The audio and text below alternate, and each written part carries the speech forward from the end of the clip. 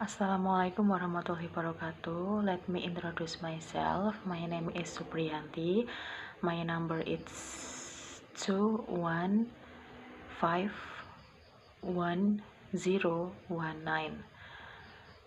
In this video, I will answer questions from Mr. Burhan. This is the answer for number 1 question. The meaning of a teacher is professional educator who facilitates learning by helping students acquire knowledge, competence, virtue, typically in school setting. This is the answer for number 2 questions. The two main duties of a teacher are: the first one is instructions and curriculum plannings. The second is assessments and students evaluation. The first, curriculum plannings and instructions. The teacher takes the curriculum and turns it into actionable daily, weekly, or semester plans. They ensure the material is engaged and accessible to students, utilizing various teaching strategies to meet different learning styles. And the second is assessment and students evaluation. By analyzing these assessments, teachers identify areas where students are struggling and provides personalized support or adjustments to instruction to help them improve. This study ensures the learning goal is actually met. This is the answer for question number 3. What is RPP or Modul Ajar? RPP is a lesson plan. Modul Ajar is teacher's guide in managing classroom. The function of RPP or Modul Ajar are learning guide, learning target, and flexibility. Learning guide provides clear steps for teaching learning activities. Learning target is ensure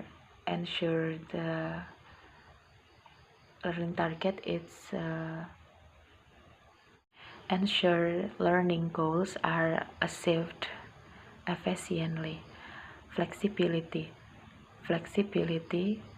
can be customized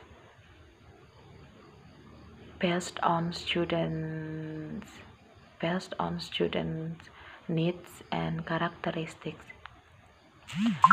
The content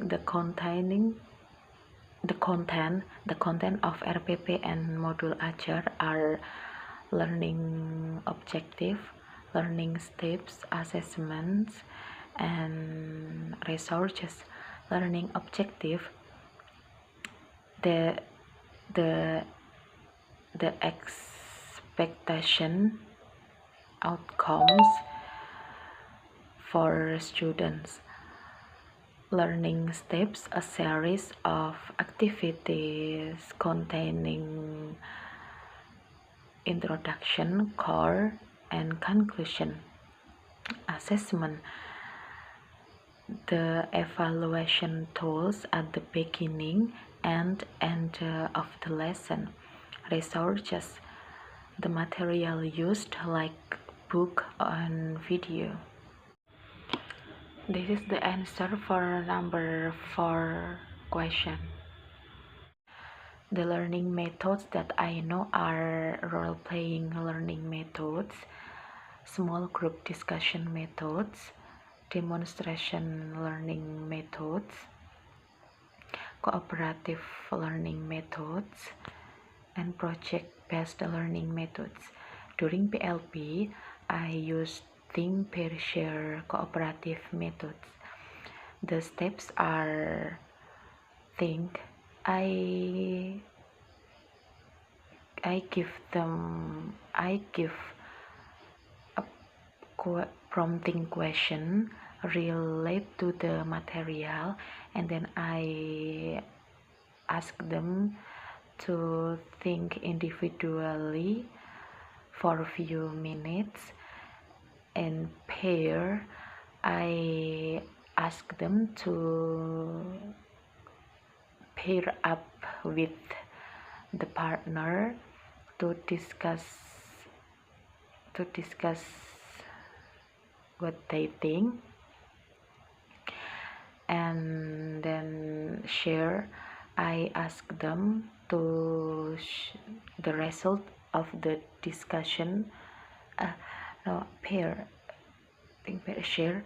In share, I ask them to present their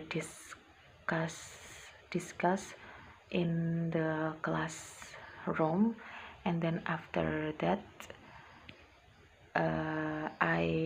we summarize them together. This is the answer for number 5 question. There are some evaluation methods, including formative evaluation, summative evaluation, observation, and written test. Formative evaluation that conduct during the learning process to monitor student progress, to provide immediate feedback for teaching improvement. Summative evaluation, an evaluation that conduct at the end of a unit, chapter, semester, or study program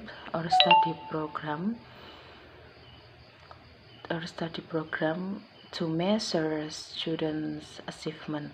Observation, an evaluation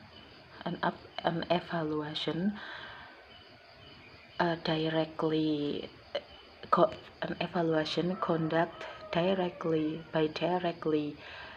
observing students' behavior, participation, and skills during learning process. Written test, an evaluation that ask questions to demonstrate their abilities through practical assessment or daily or real life work. During PLP, I use formative evaluation. In the middle of session, I ask questions about the material just explained. The goal is to see which student don't understand about the material before moving to the next topic. This is the answer for number 6. The meaning of cognitive, psychomotoric, and affective. The meaning of cognitive abilities are material that focus on understanding, knowledge, and critical thinking skills. Psychomotoric abilities are practical activities designed to develop physical and behavioral skills. Affective abilities are materials related to attitude, values, and motivation that intended to be instilled. This is the answer for number 7 question. There are 4 teachers' competencies. 1 is pedagogical competence. Number 2 is personality competence. Number 3 it's social competence. Number 4 is professional competence.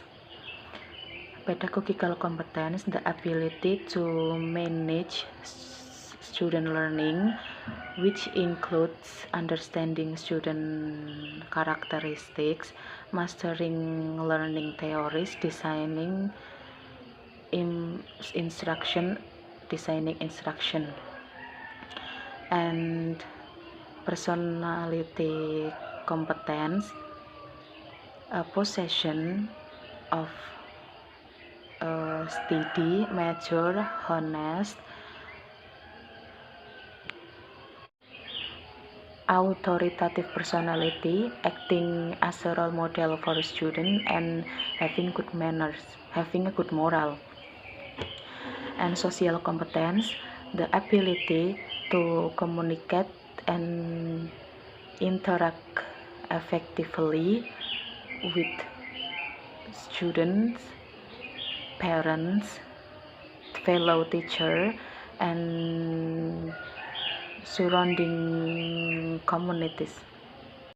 Professional competence, deep and broad mastery of subject matter, including understanding the